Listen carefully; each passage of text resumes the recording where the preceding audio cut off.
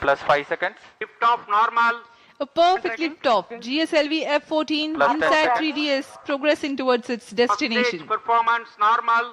T4 tracking. Plus जी हाँ, 15 अभी हमने seconds. देखा चारों L40 तथा कोर बूस्टर का प्रज्वलन शुरू हो Plus चुका 20 है seconds. और Future GSLV F-14 उत्थापित हो अपने उद्दिष्ट दिशा की ओर बढ़ता हुआ। Clear sky. We can see the rocket, very beautiful. And from the mission control center here, we can hear the vibrato also. शाम का समय, बहुत दूर तक हम यान को देख पा रहे हैं। इसका सामान्य प्रज्वलन, इसका कंपन भी हमें यहां महसूस होता Tower है। is in main auto. यान अपनी उद्दिष्ट कक्षा की ओर बढ़ता हुआ। Shuttle is in main auto. Plus 1 minute. प्रथम चरण के कोर बूस्टर का प्रज्वलन काल 110 सेकंड के करीब होता है और इस दौरान यह 8400 किलो न्यूटन का प्रणोद उत्पन्न कर रहा है। First stage performance normal. प्रथम चरण में कोर बूस्टर तथा 4 L40 स्ट्रैप-ऑन बूस्टर सामान्य निष्पादन करते हुए। P2 change over to CP2. Presently, the core booster and the 4 L40 strap-ons thrusting simultaneously.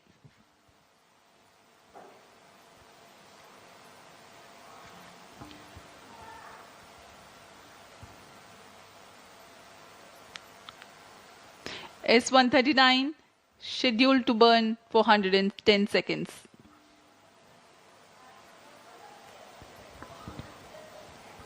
F-39 stage ban out. Animated view में आप देख पा रहे हैं 4 L40 तथा core booster Plus 2 S-139 minutes. प्रज्वलित है। First stage performance normal. Core booster अब बर्नआउट हो चुका है, उसका प्रज्वलन काल समाप्त हो चुका है, लेकिन L40 अभी भी जारी हैं। इन्हें 148 सेकंड पर बंद कर यान से पृथक कर दिया जाएगा।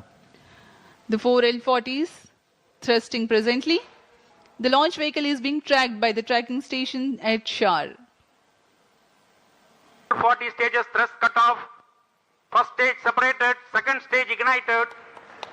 रेंज ऑपरेशन निदेशक ने अभी इसकी पुष्टि की। प्रथम चरण को यान से सफलतापूर्वक पृथक कर दिया No गया slope है guidance initiated. और उसके तुरंत बाद ही GS2 द्वितीय चरण का प्रज्वलन भी शुरू हो चुका है। Second stage performance normal. There are a quick succession of several flight event confirmations by the Range Operations Director. Plus 3 The minutes. first stage comprising of the S-139 and L-40s have been separated. The second stage is ignited and the performance is reported to be normal. We are 190 seconds past the launch time.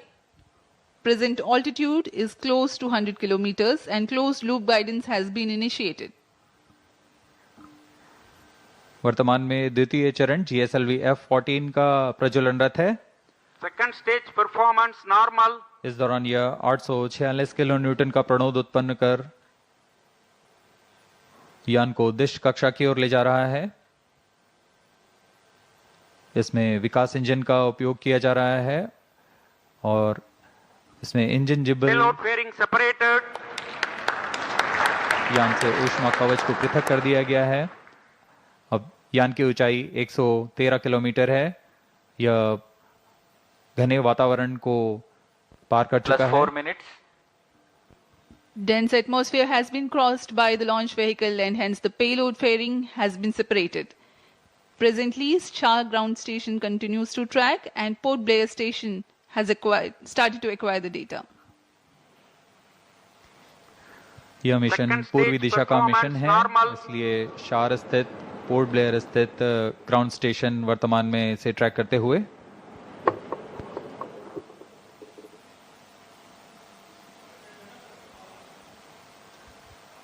The planned burn time of GS2 is stage is 141.4 authorized. seconds.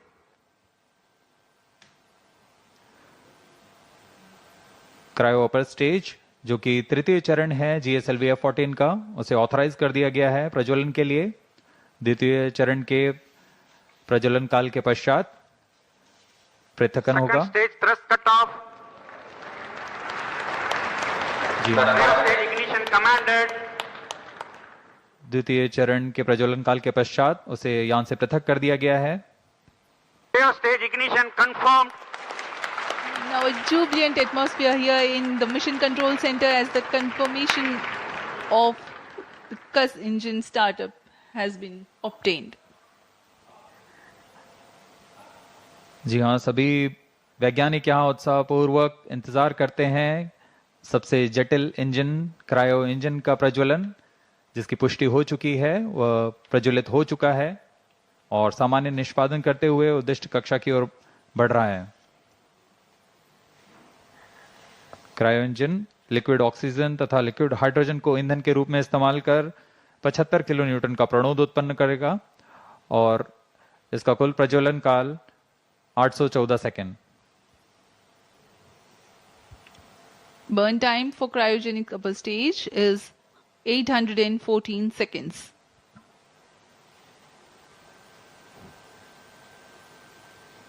सभी दर्शकों के लिए यह उत्साहपूर्ण पल। Cryo stage performance normal.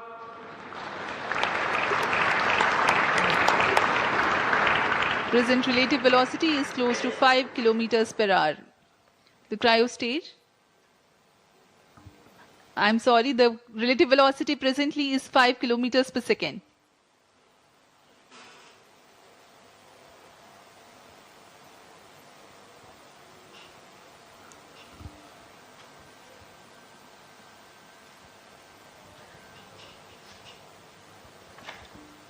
सभी वैज्ञानिक अपने console पर आंकड़ों का अध्ययन करते हुए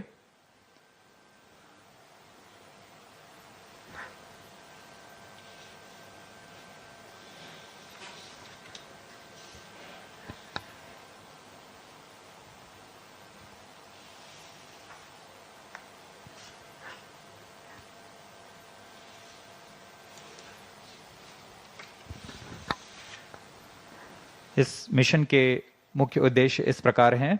इनसैट 3DS पृथ्वी के सतह की निगरानी करने के लिए मौसम विज्ञान के महत्व के विभिन्न वर्णक्रमीय चैनलों में समुद्र और उसके पर्यावरण Cryo का stage परीक्षण करना, performance normal. वायुमंडल के विभिन्न मौसम संबंधी मापदंडों की ऊर्ध्वाधर रूपरेखा तैयार करना, डेटा संग्रह तथा डेटा प्रसारण की क्षमता को बढ़ाना, उपग्रह की सहायता से खोज एवं बचाव सेवाएं प्रदान करना। यह सभी उद्देश्यों के साथ इनसैट 3DS यात्रारत है अपने उद्दिष्ट कक्षा की ओर। +8 minutes. The satellite INSAT 3DS is fully funded by the Ministry of Earth Sciences. Various of its departments, such as India Meteorology Department, IMD, National Center for Medium Range Weather Forecasting, NCM RWF, Indian Institute of Tropical Meteorology, IITM, National Institute of Ocean Technology, NIOT, and Indian National Center for Ocean Information Services, INCOIS, and various other agencies and institutes will be using INSAT 3DS satellite data to provide improved weather forecasts and meteorological services.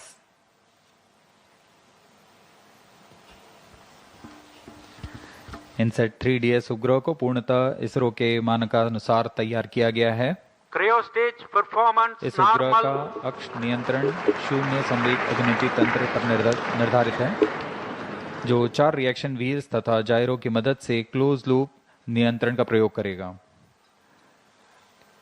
इसमें ऊर्जा तंत्र में 100 ampere hour lithium ion battery के साथ एक तरफा सौर panel का प्रयोग किया जा रहा है, जो लगभग 1.6 किलोवाट की ऊर्जा उत्पन्न करेंगे।